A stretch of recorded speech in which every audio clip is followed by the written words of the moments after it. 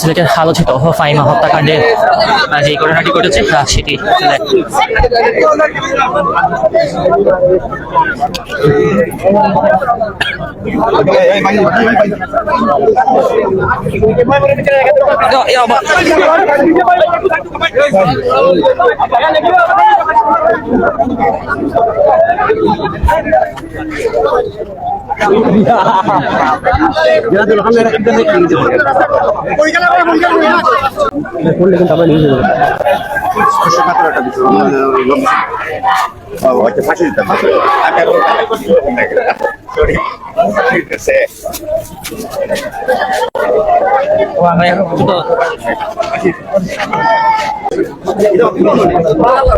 আমি তো পাচ্ছি না এতে ভিতরে গেছে দেখো আগে দেখো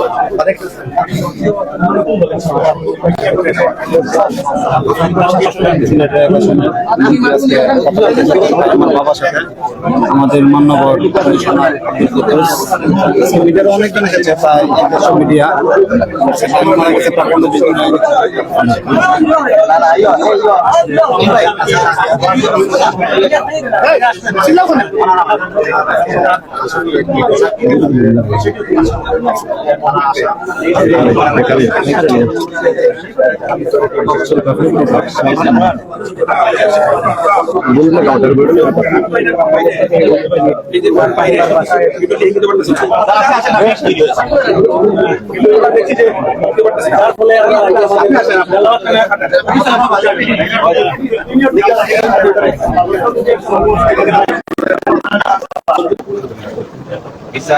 বিচারের একটা প্রক্রিয়া আছে, বিষয় আছে, কিন্তু সত্যি ইনশাল্লাহ সর্বোচ্চ যে সাজা বিচারকের আমি সিলেক্ট পুলিশ পুলিশ আমরাও আনছি আপনার মধ্যে দেখা করে ঘটনার পরে আমরা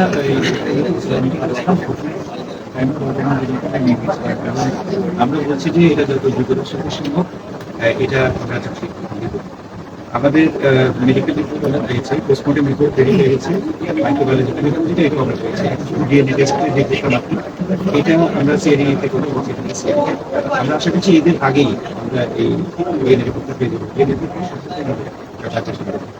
আর আসামিকে ধরা হচ্ছে, বাকি যারা তারা অবশ্যই চার্জশিট যেটা হয়েছে, চার্জশিটের দেওয়ার লাগে যেটা লাগে, ইনো চার্জশিট দেওয়ার লাগে সর্বশেষ যে জিনিসটা আশা করলাম আমরা ঈদের আগে কাগজটা আমরা পরীক্ষার কাগজ, এই পরীক্ষার কাগজটা দরকার ওটার লাগে আদালতেও প্রমাণ হতে হয় না, এই প্রমাণের লাগে এই টেস্ট রিপোর্টটা ওই আপনার প্রশ্নের কোনো অন্ত নাই। আল্লাহ আপনার মধ্যে সম্পর্ক ঢোকা কিন্তু বিচার হিসাবে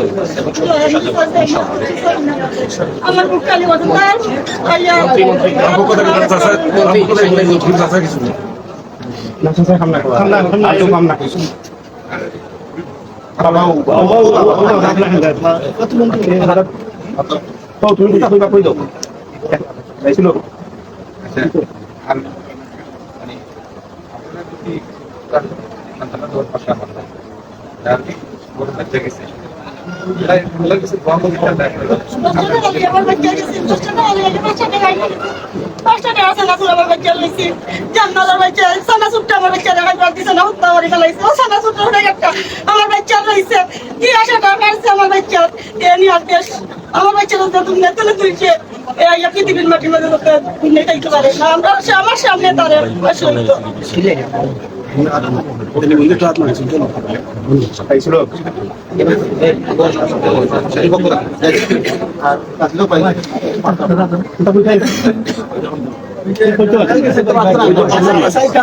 এসআই কামালে জয়নালদে বাগাইতে গিয়া যা সহযোগিতা করা থাকে এই এসআই কামাল ভাই 8-9 বছর থাকি আমরা থানা যা মাঠে কর সব দেখায় বেটায় না এসআই কামাল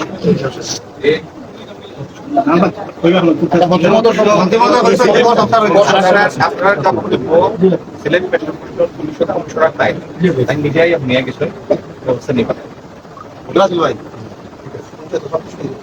আমার তো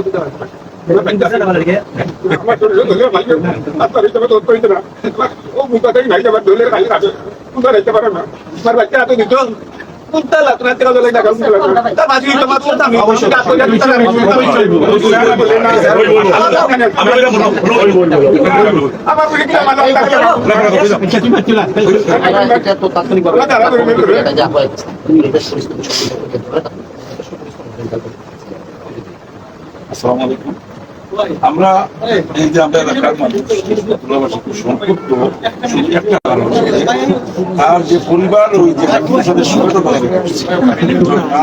ভৈরব তার মা এরা খুব পরিষেবার সাথে জড়িত, এরা আছে লাস্টের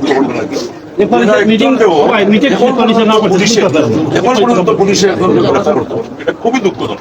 আমরা গতদিন একটা জনসভা করি আর 40 কোটি টাকা এখন এই এলাকায় কোনো সময় বিস্ফোরণ করতো, এখানে পুলিশ কমিশনার বুঝে আসুন, আমাদের আকুল আবেদন এই সনাতনবাসীর পক্ষ থাকি কিছু এই থানার অফিসার এই জয়নাল ইয়াবা ব্যবসায়ী তার সাথে যুগসূত্র হইয়া তার এখান থেকে গোলা যখন আতো আইসে তারা পাইছে তারা ধরলো না, এখান থেকে তারা বিদায় হয়েছে। কি একটা বিষয়। আর একটা বিষয় হলো যে আমরা এলাকার আগে থেকে এখন দ্বিগুণ হয়ে গেছে মাদক। আমাদের মন্ত্রীর মতো আমরা যেন গেছি, জনসভা করছি, যেন কিছু মাদকের বিরুদ্ধে বিরোধ করছি, কিন্তু এখানে আমরা দেখতে পাচ্ছি আমরা কাজ আমরা দৃশ্যমান আইসিডি করা বাইরে দৃশ্যমান আমাদের সামনে কাজটা আমাদের হল না। তার কারণে কালকে আমরা রাত্রি 1টার সময় ওখান থেকে আমরা পাবলিকে ইয়াবা করে $2 হাতে নাতে ধরিয়া ইয়াবা সহ হাতে নাতে ধরিয়া পুলিশ। আমার আকুল আবেদন মন্ত্রীর মধ্যে এখানে আসুন, পুলিশ কমিশনার এখানে আসুন, আমাদের ডিসি স্যার এখানে আসুন, এই পরিবার খুবই একবারে মনে করেন আমাদের একবারে নিঃস্বস্ত এই পরিবারের দেবে। ঠিক আছে, এটা তাই তো পরিচিত প্রথম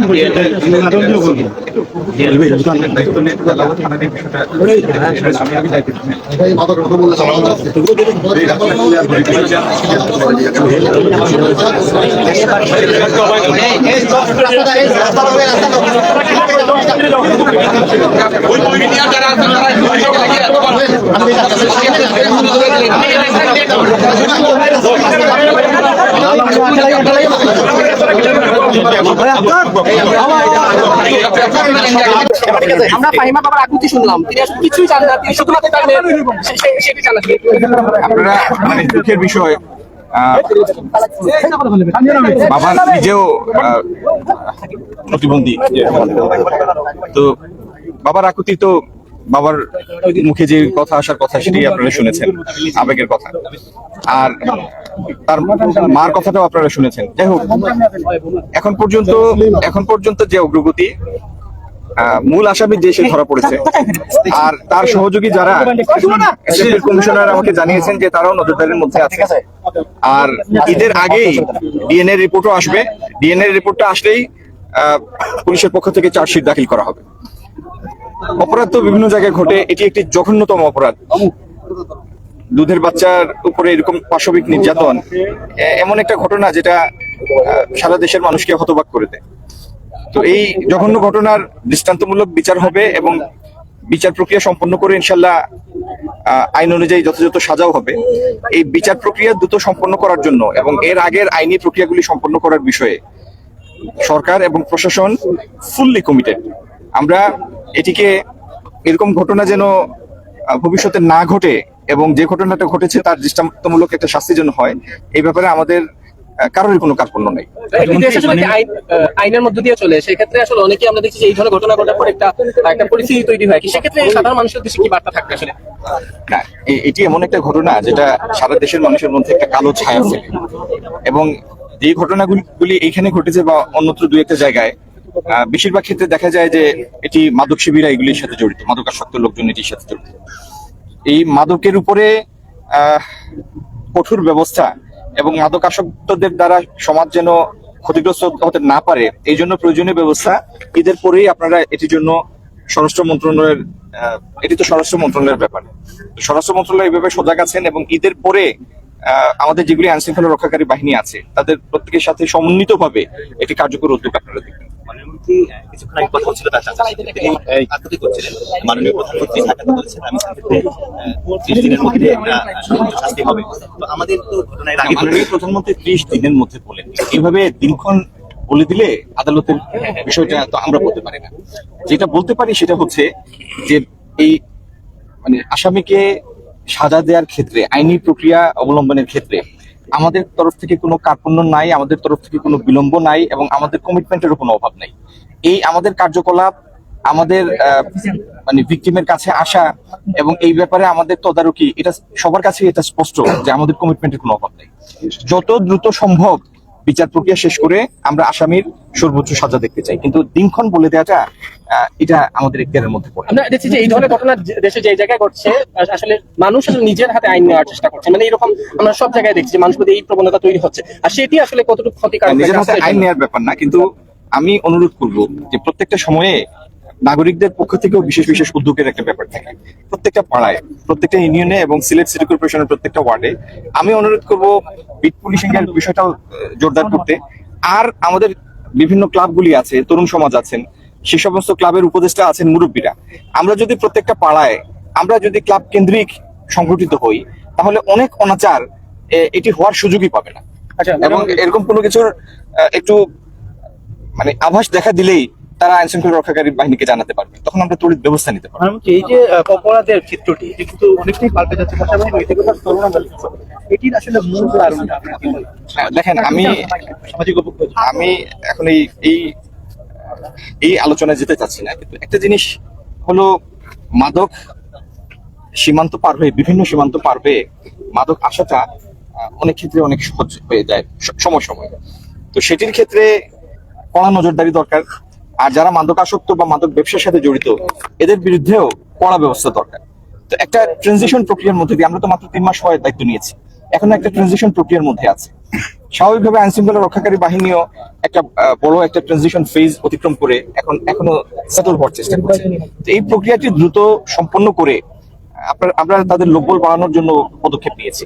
এই প্রক্রিয়াগুলি সম্পন্ন করে আমরা প্রযুক্তির সহায়তা নিয়ে ইনশাল্লাহ এই জিনিসটির যথাযথ মোকাবেলা করবো।